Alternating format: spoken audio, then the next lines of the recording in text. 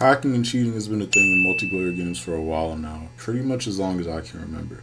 Back in the day when I used to play Combat Arms, I would run into hackers constantly. Now that was on PC. On console you had games like Modern Warfare 3, Black Ops 4, etc. Even NBA 2K, people are abusing things like Titans and Cronus Zens to get an advantage over other players. But it feels like other titles have been able to get their situation under control. I mean, Battlefield, Apex, Fortnite, to my knowledge, don't have nearly as big a problem as Call of Duty has.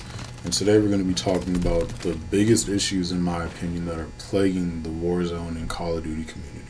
When you watch some of these hackers play, you might be sitting there wondering, how is this guy still in the game? How does the anti-cheat not automatically detect that this guy is not playing fair?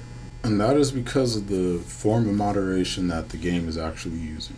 Ricochet anti-cheat is a report-based anti-cheat system, and you can probably already figure out why that's a problem. Why on earth would you leave moderation up to one of the most casual player bases in the world?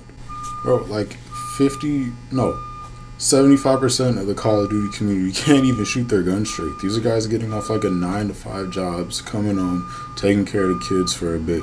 And the last thing these guys want to do is come home and just get completely dunked on by somebody. That's the reason we have skill-based. And it probably doesn't happen to them very often. So when it does happen, they're like, there's no way this guy's playing legit. So they spam that report button. I mean, ever since the game released, I've been seeing post after post after post of legit players complaining that they've been banned because they got spam reported. And you always see people saying, oh, the anti-cheat works. If you got reported or you got banned, you must have been hacking. Like, no. If you just sit there and spam report somebody who plays legit, there is a very high chance that person will get banned until Activision can do their investigation and figure out what's really going on. And the thing that a lot of people don't realize is if you're like not a good player, you're not getting in a lobby with the hacker, you're just not. Why would someone cheat just to stay below like a 1 KD and get bot lobbies? It's literally impossible. It's not how the game works, bro. Like, if you're getting kills and you're not dying, even if that's the result of hacking, you're still not going to be in like weaker lobbies. I mean, just think for a second. Why would you, with your 0.75 KD ratio, be getting in a lobby with someone who's literally cheating and probably has like a 5 KD because they never die? It just doesn't make sense. Anyways, the next point that I wanted to bring up is cheat and hack developers have just completely outpaced the anti-cheat system. It is what it is. Call of Duty is getting beat bad.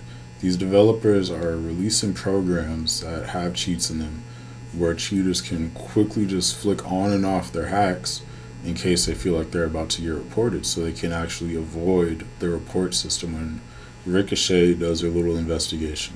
Not only that, but these developers are releasing wall hacks that are just so faint, like only you watching straight on will be able to see the hacks. This guy Caps Lock actually interviewed a hacker, and he gave him like a full breakdown of all the cheats that are being used in competitive and ranked play. And even if they do get reported, most of them have 3, 4, 5 accounts that they just cycle throughout.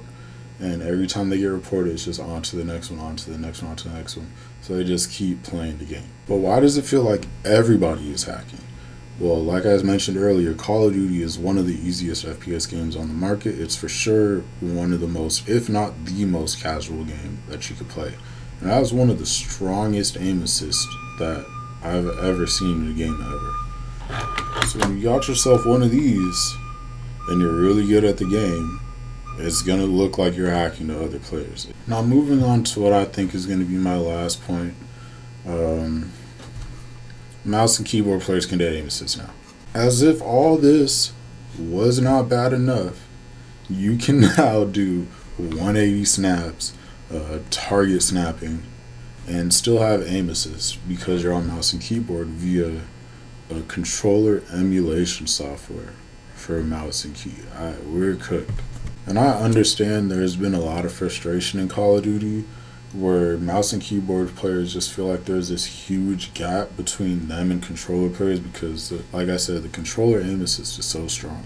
But that doesn't mean you just go and start cheating. At the very least, they could get a handle on the actual cheat situation. Like, Ricochet clearly doesn't work. There's cheaters everywhere. Um,